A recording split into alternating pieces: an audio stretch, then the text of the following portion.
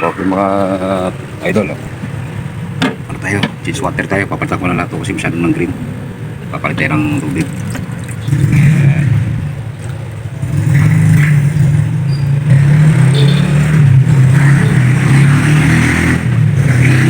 Papalit tayo ng tubig kasi masyado ng green na sila.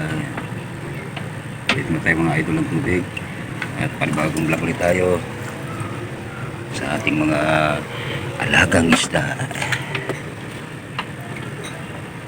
Ito lang, i-reset natin yung mga idol. Mag-reset tayo ng tubig mga lods. Dahil hindi na maganda siya tignan mga idol, oh. Masyado nang marumi na yung ilalim, tsaka masyado na silang siksikan. Kaya yan ang ginagawa ko ngayon. Lilinisin natin itong area na to. Tapos dito tayo maglilinis, pero dito huwag na natin tanggalin yung yung mga lumot kasi ito yung nagbibigay ng beneficial bacteria itong mga idol, oh. Itong mga tanggalin natin lahat yan para clear water naman siya ulit. Okay mga idol, update na lang ulit tayo. Magandang hapon mga idol. Ito na kami. Ayos yun. Another vlog ulit tayo mga idol. Okay, gaya pa rin ng dati.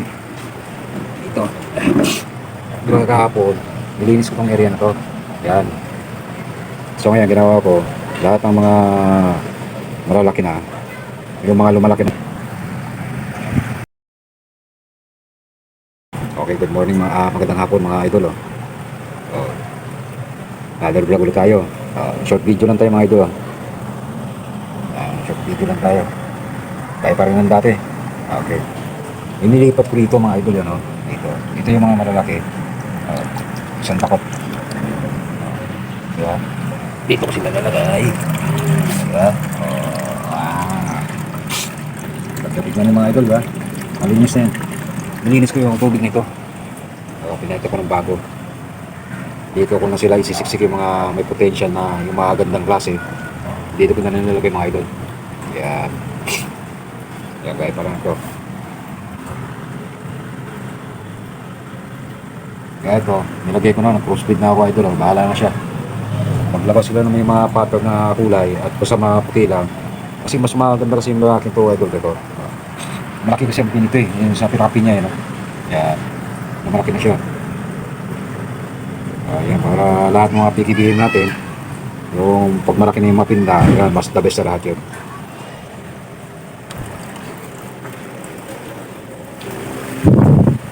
Kaya makalat yung area natin. Ito yung ginagawa ko. Yan. Siniksik ko na yung iba dyan.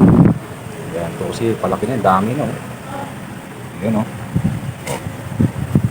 Bali bukas. Dito na mag-change water lang tayo bukas. Doon maglalagay ako ng mga UV size. Doon ko na sila para natin yung mga potential na magagandang klase. Idubukod natin mga idol. Okay. Diba? Madami na yan. Madami na yung mga idol. Bali, update lang tayo sa ano natin kung sinong kukuha. 3x3 lang tayo mga idol. Yan. Yung mga big mama na yan. Mga breeding yan. Pwede na pang breeding yan. Pagpupunta na kayo ito, mamili na kayo kung sino gusto nyo. Okay. Next video na lang ulit mga idol.